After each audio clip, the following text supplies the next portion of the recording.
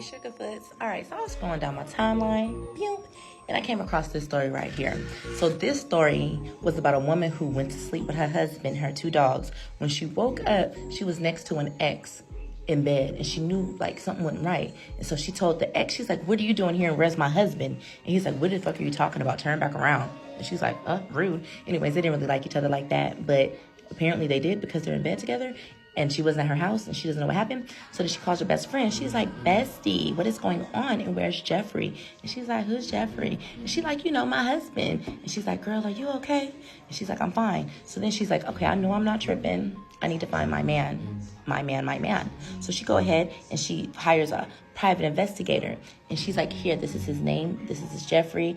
I need you to find my husband, okay?" And so he's like, "I got you." So he goes and looks. He finds all the information. He comes back to her. He's like, "You sure? Like, are you sure?" And she's like, "Yeah." "Why? Is something wrong with him? Did something happen to Jeff?" And he's like, "You know what? I'm just going to give you this information right here."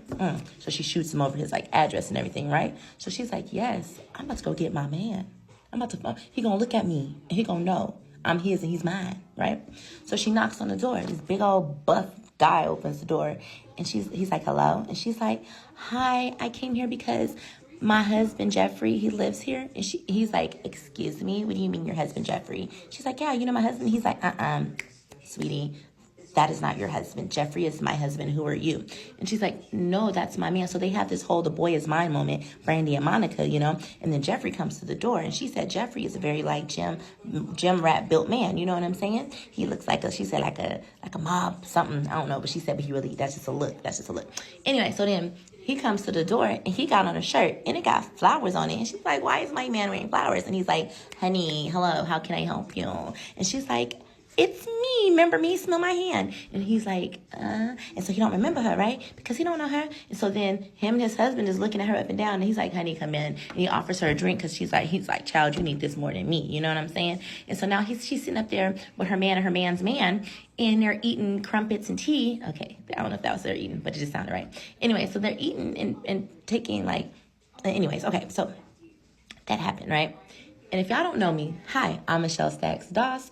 I am the one who went viral for probably over half of the world thinking I was crazy because I explained how I went to sleep with myself and my 2 children, and then I woke up. And when I woke up, I was 10 again in my mama's bed.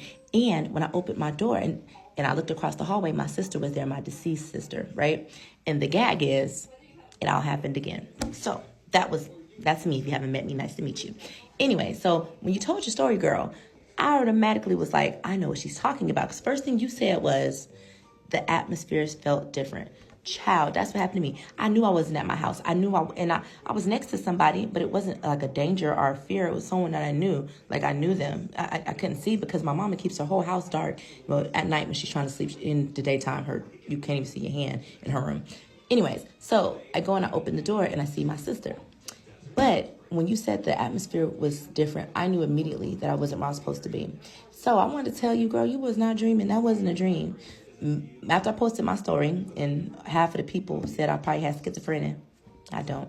But after I posted my story, I went down this rabbit hole of parallel universes, astral projection, alternate universes. So that's what I think happened to you. I think you shifted to an alternate parallel universe where I think each of our decisions that we make are on another parallel, on another plane, happening spontaneously at the same time as what we have going on. Anyways, so I believe you shifted, and it could have been in the form of, it seemed like a dream, but that was real because you felt you were able to call on your phone, and you had all these things let me know that, girl, that was just a different universe, parallel universe.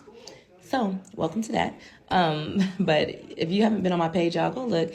I need to revamp the story because that was back when TikTok only let us do 3 minutes. And so I got more parts to that than Risa Tisa does. So I need to go back and redo that and make it so it's not so hard. And that was like my first time ever having to do like a series. This is before like story time and series was really out like that. So I'm thinking about revamping it. But just want to say, hey girl, welcome to the I woke up and I wasn't where I thought I was club.